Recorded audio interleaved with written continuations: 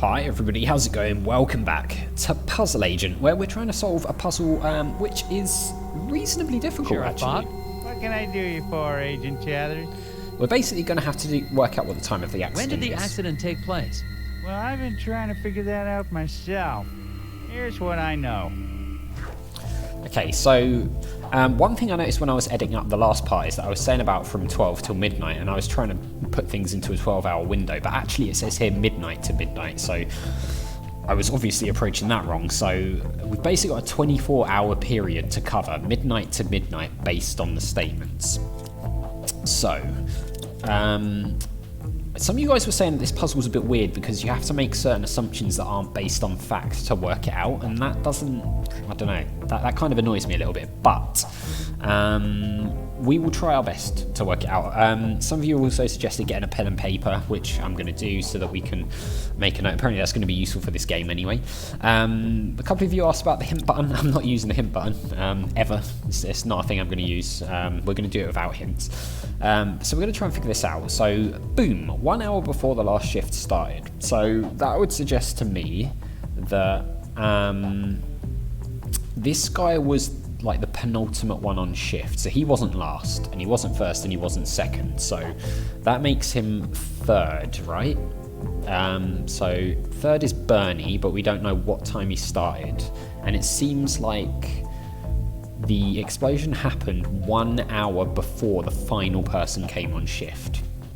So we know Bernie's the third one. Only Bernie put in the full 8 hours. So whatever time Bernie started, he did 8 hours of work. So we need to work out what time slot that 8 hours was. Pop here did 3 hours, so that's the shortest shift. This guy worked from 6 till I was relieved. So I'm not sure how many hours that would be, but he worked from 6. Now, is that 6 a.m. or 6 p.m.? That's the question. I think we might be able to work that out based on this. So boom, 1 hour before the last shift started. And the reason I say that is because if he worked from 6, let's assume if he worked from 6 p.m. till he was relieved. This guy did 8 hours. I don't know how long this guy worked for. Worked from 6 till I was relieved. Okay. I get the shortest shift, 3 hours. So he worked third. So I'm guessing this guy worked second, purely because of the length of time he worked. And he's third, so this guy couldn't have worked from 6, right? Because the time, like 6 p.m, because that time wouldn't work. So let's assume that Iggy worked from 6 a.m. So he worked second, he worked from 6 a.m. to something. I don't know how long this guy worked for. Oh no, hang on. If this guy worked second, which was 6 a.m, then it can't have been this guy because he only worked for 3 hours and it starts at midnight. So that would surely put Pop last. So if Pop was last and he gets a 3-hour shift, that would be 9 p.m. till midnight, right? 9 p.m. till midnight. So based on that logic, Bernie worked for 8 hours, so he would finish at 9.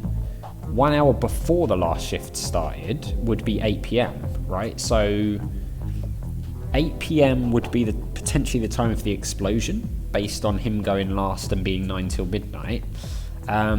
If he did 6 a.m, he did 8 hours, so he would have started at 1 p.m, 1 p.m. through to 9 p.m, because that's 8 hours. So the explosion potentially could be 8 p.m. explosion, which means he worked 6 a.m. till 1 p.m. So that would work out, because that would be 7 hours. He didn't do the full 8 hours. And then first we would have Al, and obviously we're just going to assume that Al did midnight to 6 a.m, which again would work out because it's not the full 8 hours. So I'm guessing the explosion was at 8 p.m. because it was an hour before this guy got on for the last shift. He did 9 till midnight. 1 hour before was the explosion, which should surely be 8 p.m. I'm hoping. I hope that made sense to you guys listening. If it didn't, I apologise. This is probably going to be wrong, but we'll give it a try. That is the only thing I can imagine it being. Yes! Alright, okay. Tricky. Very tricky. Top agent. Okay, let's see what the explanation says. Bernie worked 8 hours out of the 24-hour day and Pop worked 3. Al worked 6 hours and Iggy worked 7. Iggy had to start at 6 a.m. because he was relieved by another guard. Yeah, so he couldn't have worked at 6 p.m. because that would have taken him all the way through to midnight. Al came first and worked the 6-hour shift, then Iggy started at 6 and ended at 1. Bernie worked the third shift since he heard the noise. His shift went to 9 p.m. so the explosion happened at 8. Perfect. I like it. If there was an explosion at that time, wouldn't the icicles on the building have been knocked off? Good point. Maybe they grew back. Grew back. Well, I don't seem to be getting a lot of answers. Listen, why don't you meet me down at the Moose Ear Diner later? I have some files related to the case that you might be able to help me with. Oh, yeah? Oh, okay, but I really think... Agent Tethers, it's a pleasure working with you. You're doing a great job. I'll meet you at the Moose Ear in a bit. That's a bit sus, right? It's not just me, surely that's a bit sus.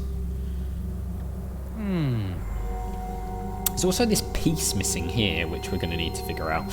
Yeah, so thank you for the suggestion to do the pen and paper. That actually really helped being able to... I say pen and paper. I'm using the notes on my phone because I'm lazy and I don't have a pen and paper with me right now, but it's the same thing. So, no trespassing. Oh, gum. More gum. No, like I said, we're not going to use the gum because we're not using hints, but, you know. Can we... Interesting. Can we do anything with Out this? at the eraser factory. The doors to the factory are very locked. Some sort of custom-built contraption has got this place locked up tighter than Fort Knox. The device seems damaged, though. It seems to be missing a piece. Yeah. And obviously we don't have an inventory to... I need to fix this door and get inside the factory. So you have to keep an eye out for something like that, like some sort of cog. I'm guessing for now, we just head back for the diner? The sheriff definitely knows something, right? That whole interaction was weird. So, okay, we can see new places now. Scoggins Farm, excuse me. Lodge, Eraser Factory. Let's go to the Moose Ear Diner then. We can go back to the inn, but I don't really see the point of doing that for now. So let's go to the diner. Oh my god, look at this place. Hello. Just staring at us, vibrating. You gonna say hello, or just gonna stare at us awkwardly? Okay. Oh, gum. More gum. There's like footprints or something around here. There seems to be some tiny footprints in the snow around the diner. But I don't see any kids around here. Possibilities include stealthy children, tiny animals wearing boots, cats wearing shoes. Nice, Nelson. Could be. Well, Now that's going in FBI records. Dogs. And I'm still recording. Tethers out. Dogs wearing shoes to keep their paws like warm, so they don't get frostbite on their paws. Oh no, I don't want to. How do we click off the map? Okay, we just do that apparently. All right, what's going on here, dude? Excuse me. I see you're working on your sign. Is it safe for me to go into the diner? Excuse me. Gotta fix the sign. Yeah. Okay. Is that before we go into the diner, or? Something wrong with your sign? I said, is there something wrong with... You a cop? I ain't got time for cops. No, we're not a cop. I'm not a cop. We're FBI. Look, I gotta get this sign fixed before it gets dark. I don't want to be out here after dark, if you know what I mean. Why? I don't, actually. What do you mean by that? It's just a fuse, but I can't remember which one it is. Not with all the whispers in my head. Oh, the whispers again. What? Whispers? Get the fuse for me. I'm getting cold out here. Okay. The repairman has forgotten which fuse he needs to use, even though he coded them so he wouldn't forget. Select the fuse that completes the sequence. Oh, okay. So we've got different things here. So let's see. Okay, I'm guessing it's like a sort of which one, like the picture changes slightly then, like a sequence kind of thing. So what have we got first of all?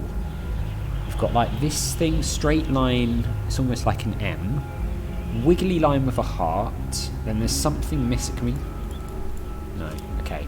Like a wiggly line with a heart, then there's something missing, and then there's like an M.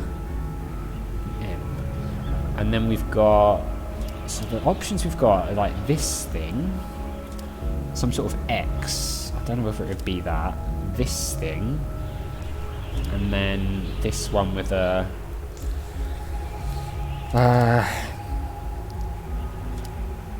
so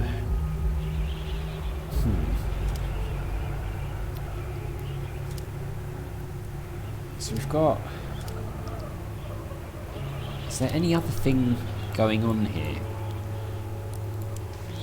Repairman has forgotten which fuse he needs to use, even though he coded them so he wouldn't forget. Select the fuse that completes the sequence. Okay. How do we... So we've got that. That. It's like a straight line with that. A heart with... Hang on. I think I've spotted something.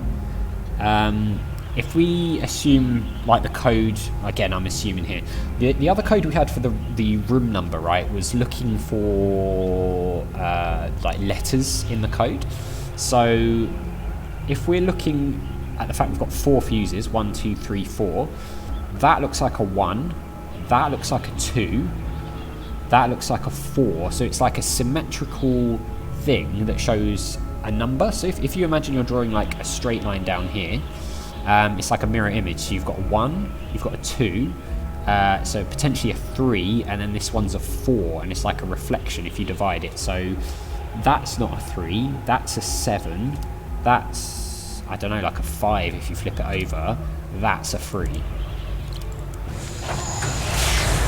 Don't know if that's what the sequence is, but potentially. Yeah, okay, nice. I've got to say, I love the puzzles in this. Real variety, and they're really making me think, which is fantastic. Okay, let's have a look at the explanation. Each figure in the sequence is made up of a number and its mirror reflection joined together as the right and left parts of the figure, and this in number is the sequence is 3, like I said. Perfect. That should do it. Hey, what do you know? This ought to keep the little buggers away. Little what? Well, I gotta finish Little getting this buggers. sign mounted. See you later. Is that related to Well, we'll see. the footprints?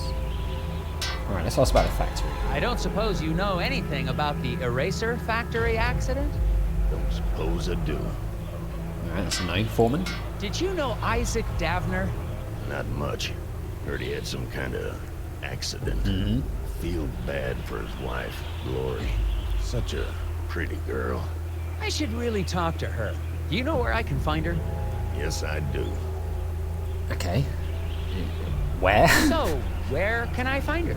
Inside. Oh, convenient. Okay, goodbye. Goodbye.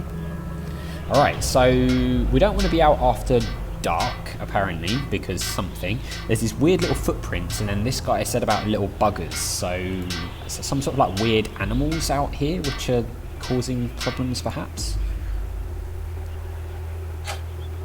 Anyway, let's head in. So the foreman's wife and the sheriff are here. God, these guys are not happy to see us, are they? Hello, everyone. Don't mind me, just coming in here to meet some friends. Alright, have we got any gum anywhere before we start? Oh, I don't think there's actually any gum. Interesting. Alright, well, I'll tell you what, we've got 3 sets of people we can speak to here, and we are out of time. So, in the next one, we will talk to... Well, maybe we'll start with some of these... Can we talk to this? Oh, we can actually talk to loads of people. There's something weird on here. So we'll investigate and talk to people and stuff in the next one. So as always, thank you very much for watching. A big thank you to my patrons, Arcades Games, Wayne, Nate, Terminally Nerdy, Paul from the Phantom Fellows, Lyle, Barry Aldridge, Hobo, Numinous, Kumadim, Paul Leone, Flossie the Sheep, JohnCon555, Chrissy, and Paul James. And I'll see you next time.